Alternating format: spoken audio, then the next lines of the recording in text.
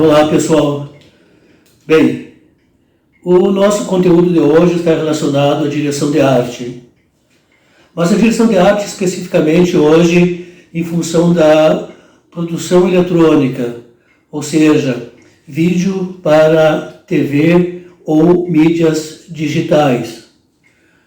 O processo da direção de arte sempre vai ser o mesmo. Caiu um briefing no departamento de criação, por exemplo, vai ser estudado esse briefing. Qual é que é, vamos dizer assim, o objetivo de marketing do cliente? Tá? O que mais que eu tenho que analisar? O produto ou serviço está sendo vendido. Ok? O que mais eu tenho que analisar?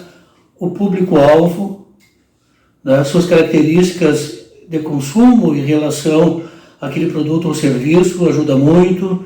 Nunca devo esquecer também sobre forças vigentes de mercado, quais são essas que estão atuando a favor ou contra esse produto ou serviço, né? E obviamente eu vou entrar num processo de criação.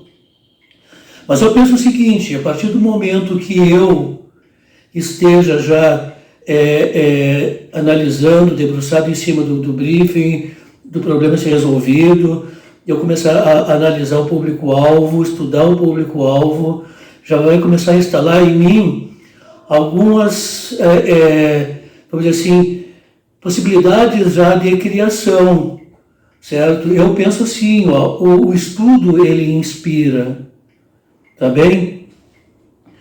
O que tem que ver o diretor de arte numa produção de vídeo, né? Ele, por exemplo, tem que estar envolvido na criação, depois possivelmente na produção, né?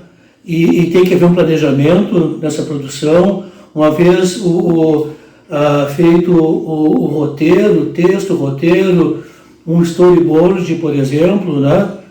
E aprovado pelo cliente, eu vou ter que ir junto com o pessoal para a produção. Eu tenho que, se eu sou uma parte da mentalidade da criação desse vídeo, eu tenho que ir junto para orquestrar essa produção. E é óbvio que daí vai entrar a escolha, se tiver um modelo, a escolha adequada do modelo, com o seu biotipo necessário, enfim, cenário, figurino. É um contexto muito grande nesse momento, né? Então eu tenho que fazer uma preparação antes de eu sair a produzir este vídeo, né? Eu vou trabalhar com uma preparação. E o que é a preparação? Justamente isso que eu estou falando há pouco tempo. Deixar tudo prontinho, esquematizar tudo, organizar tudo, né? E depois eu parto para a pré-produção, né? Que seria ver onde é que vai ser filmado. Eu tenho que me deter também se eu for filmar na rua. Será que eu preciso de autorização para isso? Eu tenho que ver todas essas questões, né? E em alguns grandes centros, por exemplo, se você for fazer uma locação na rua, você vai ter que pagar um tributo para poder fazer isso, para a prefeitura, por exemplo, né? E depois a produção em si, entender de enquadramento, de dirigir as cenas, tudo mais, né? E depois o pós-produção, que está relacionado à questão de edição, sonorização e todos aqueles detalhes que fazem parte, background, efeito sonoro, tudo que faz parte de enriquecer a comunicação, aquilo que eu sempre digo, vamos enriquecer a comunicação. No caso do vídeo, por exemplo, se eu tenho, meu vídeo é de 30 segundos, eu posso ampliar ele, vamos dizer assim, para 60 segundos dentro do mesmo tempo, é claro, né? Como? Através do momento que eu trabalho com storyboard. Storyboard é o quê? É o texto que vai ser falado, e o storyboard são ráfias, né? Ou ilustrações de quadro a quadro, os principais quadros que vai ser filmado. Então ele vai servir para orientar a filmagem e também relacionado aos enquadramentos e outras questões mais, certo? Então, eu não posso chegar e fazer um vídeo onde eu tenha 30 segundos com texto em off é só quando a gente escuta. E o que vai sendo falado vai sendo mostrado na tela, né?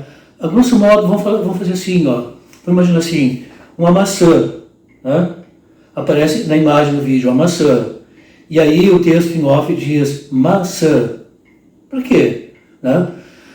Para eu multiplicar essa comunicação na questão de produção eletrônica para audiovisual, eu posso pegar aquela mesma imagem da maçã e colocar algo assim, pura sedução, né? Ou mais vitamina para você. Estão entendendo?